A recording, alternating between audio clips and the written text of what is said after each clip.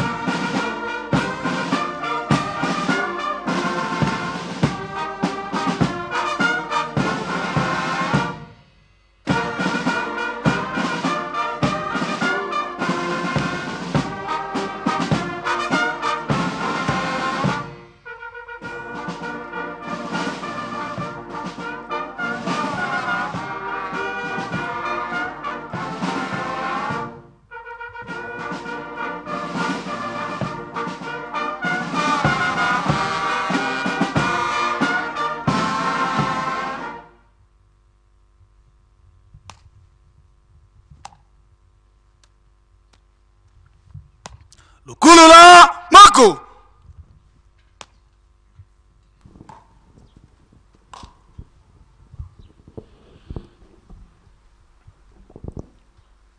Ba tata iba mama kiambote ketu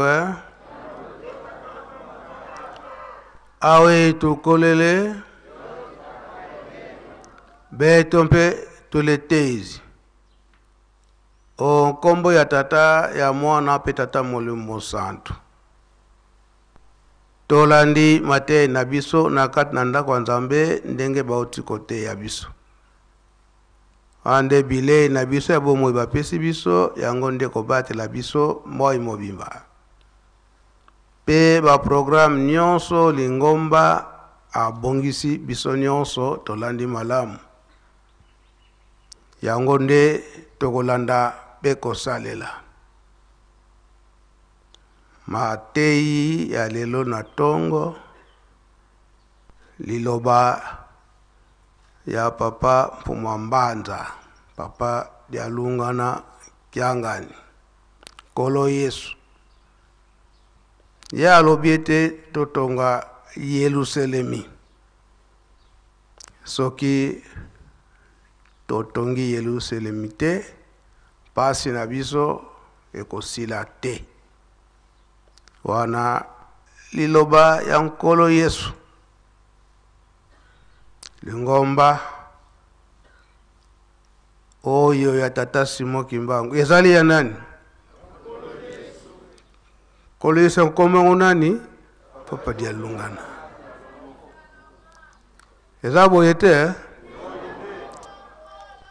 oyo atongaka Yerusalemi ya kala kombo na ezalaki nani? Papa dialungana kombo na ye nani? Wana likapa tata Nzambe te ye nkolo Yesu kuna na bayuda awa bayuda batosaki te liloba na ezalaki nini? Alongolaki bokonzi kuna po ekende wapi? Awa wapi? Na nkamba Yerusalemi Eske Nzambe akokosaka? Tozala mayele kasi bongo ye papa dialungana tiki musala na ipa ya nani? Papa Simo Kimbangu kiangani ye nani?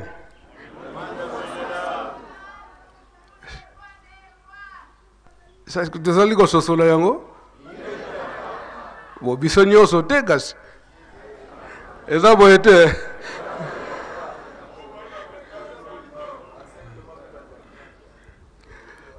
laki Kongo bakolobaka boye nteta nkai uyokelanga mubieya anda ibiki Kongo wana abade la ville bakipa inayo ntete wankai uyokelanga mubieya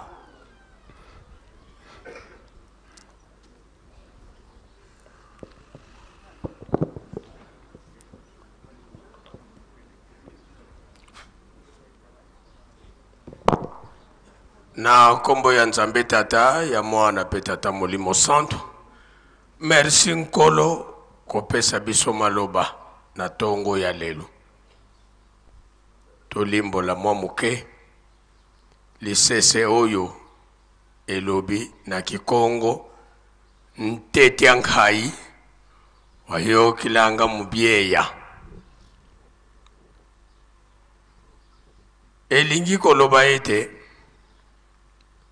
tata wana oyo azalaki na mutete na ye batiaka antilope ngai antilope ye azalaki na ye tina te ondire zoba batu nyonso bayebaki ye oyo wana azalaka ne zoba me tango azokoleka na mutete na ye oyo atiaki antilope donc zoba azwaka nete comme si mukolo wana azwi antilope na mutamu na ye ezalaki bongo papa akangi ye très bien na mutete akangi yango bien allez continue siko alors azokende kobelelaka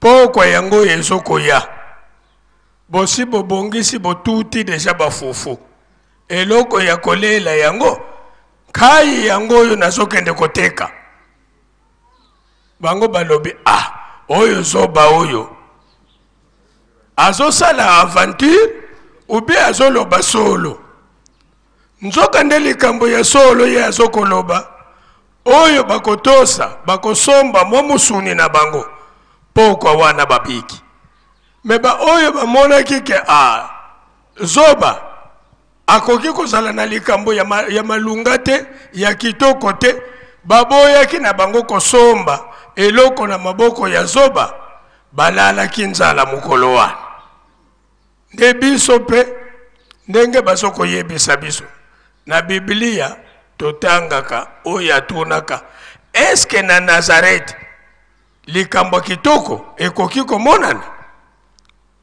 Banatayeli no yo moko yaka otala lelo likambo yango ekomeli biso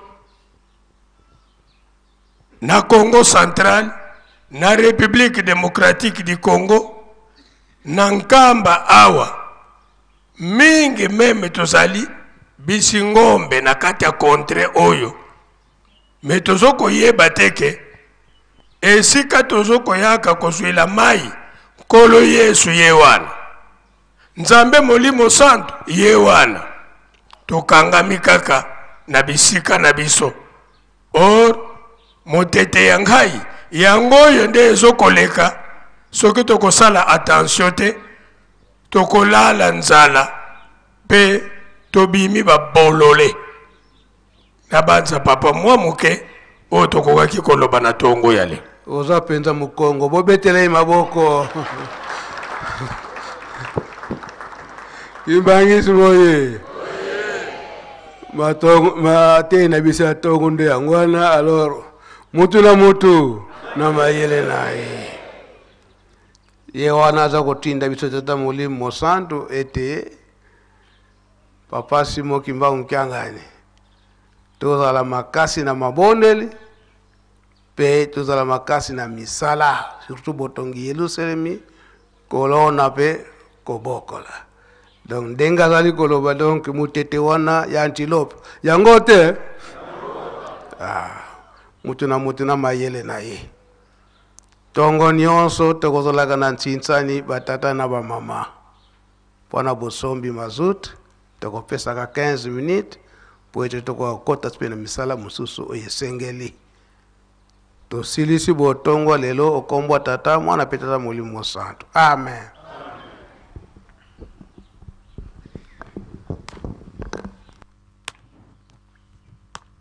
Mukunda Lukunatin.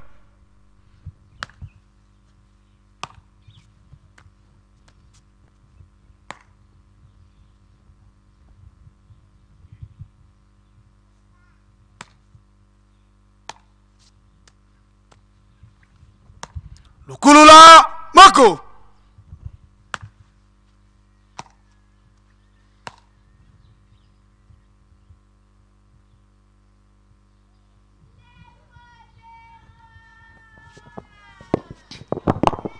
Voilà. Baluka kulubakala. Ya solo Dolo. ba oloba na-